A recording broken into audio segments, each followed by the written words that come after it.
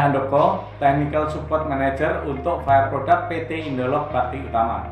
Pada kesempatan kali ini, saya akan menjelaskan mengenai penyebab pencegahan dan penanganan kebakaran di rumah. Karena tingkat kebakaran di Indonesia masih terhitung tinggi, khususnya di pemukiman dan perumahan, serta kesadaran pengetahuan masyarakat tentang penyebab pencegahan dan metode penanganan kebakaran masih sangat minim, sehingga perlu disosialisasikan lebih lanjut. Yang pertama, penyebab kebakaran rumah.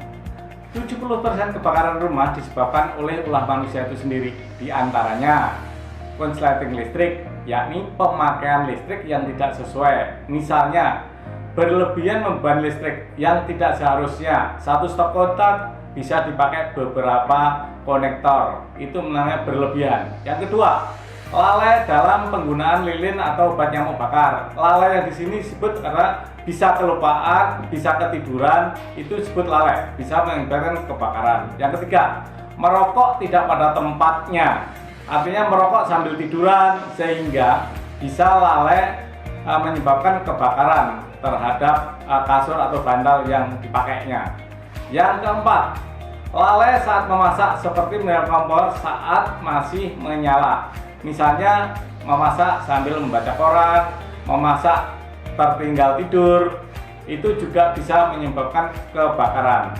Kebakaran besar biasanya dimulai dengan percikan api kecil dari kompor atau arus pendek listrik yang kemudian menjadi kobaran api besar yang sulit dipadamkan. Pencegahan kebakaran di rumah. Langkah-langkah yang perlu kita lakukan dalam mencegah terjadinya kebakaran adalah: pertama, menggunakan listrik sesuai kapasitasnya. Artinya yang disebut sini adalah sesuai dengan kemampuan dayanya maupun peralatan itu sendiri. Yang kedua, mematikan peralatan elektronik saat tidak digunakan. Misalnya menonton TV sudah tidak ditonton, itu dimatikan. Mensetrika sudah selesai, itu juga harus dimatikan. Yang ketiga, tidak membebani aliran listrik berlebihan. Di sini apa? Disesuaikan dengan kemampuan kapasitas. Misalnya kalau kabelnya kecil ya tidak bisa dipakai berbagai macam cabang untuk dibebankan ke satu titik tersebut. Yang keempat, memastikan sambungan kabel, stop kontak maupun saklar sudah sesuai. Sambungan kabel terutama ini yang di dalam atau di bawah karpet yang sering terjadi karena tidak sering dikontrol. Ini juga sering mengakibatkan terjadinya kebakaran. Yang kelima, saat menyalakan lilin atau obat nyamuk bakar, pastikan jaraknya jauh dari bahan-bahan yang mudah terbakar seperti dinding, kayu, kertas, kain, dan lain-lain. Maksudnya di sini biasanya menyalakan lilin pada saat padam lampu atau padam aliran listrik, ini menyalakan lilin terlalu berdekatan dengan dinding, kayu, atau jilatan apinya bisa tersambar oleh korden yang ada di sekitarnya. Itu bisa menyebabkan terjadi kebakaran. Yang keenam, membuang puntung rokok pada tempatnya dan lebih baik lagi basahi terlebih dahulu. Maksudnya di sini adalah kalau sudah selesai merokok mau membuang puntungnya, kalau bisa disiram atau dicelup air lalu dibuang pada tempatnya. Yang ketujuh, tidak meninggalkan dapur pada waktu memasak dan pastikan kompor sudah mati ketika mau meninggalkan dapur atau rumah.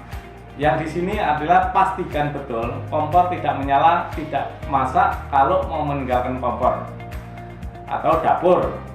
Yang terakhir adalah sebaiknya tidak memasak ketika merasa lelah karena khawatir ketika tidur.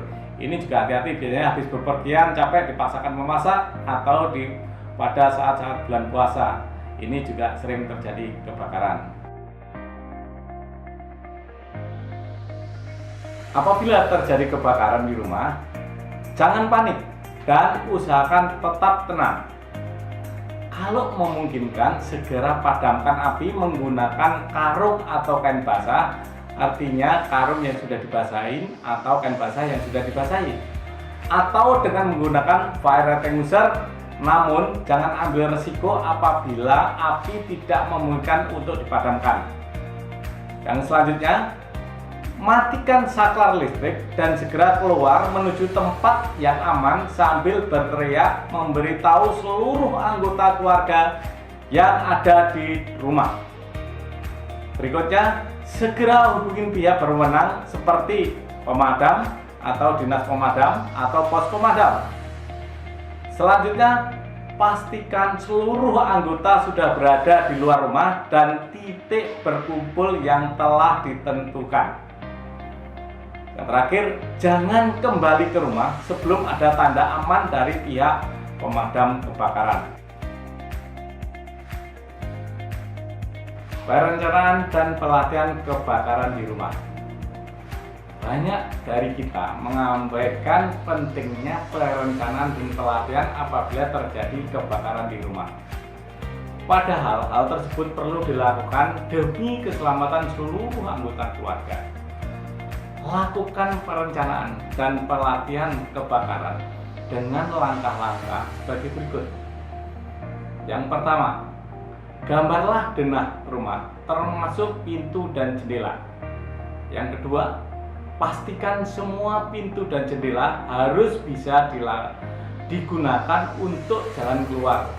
Jika jendela Anda menggunakan teralis, pastikan teralis dapat dibuka dalam keadaan darurat. Yang selanjutnya, pilih tempat titik berkumpul yang aman di luar rumah.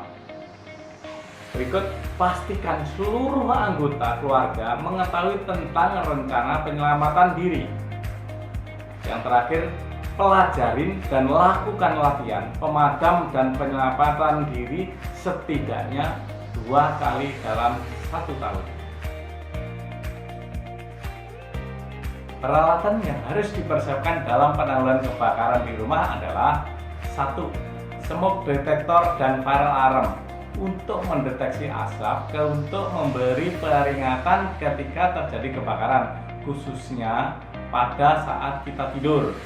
Yang kedua, fire blanket untuk menutup api sebagai alat penyelimut ketika terjebak api, namun kita juga dapat menggunakan karung atau kain yang dibasahi, misalnya handuk atau spray yang dibasahin.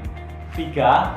Apar atau tabung pemadam untuk memadamkan api awal atau api pemula dan untuk membuka jalan ketika mau menerobos kobaran api. Indolog Bakteri Tambang merupakan perusahaan yang telah berpengalaman dalam menyediakan fire and security solution selama lebih dari 45 tahun di Indonesia. Dengan keahliannya dan pengalamannya, Indolog memiliki rangkaian produk dan sistem pemadam yang efektif untuk memberikan proteksi di rumah, perkantoran, pabrik, dan area lainnya. Untuk mengetahui lebih lanjut mengenai Fire and Security Solution dari Indolog, kunjungi website www.indolog.id.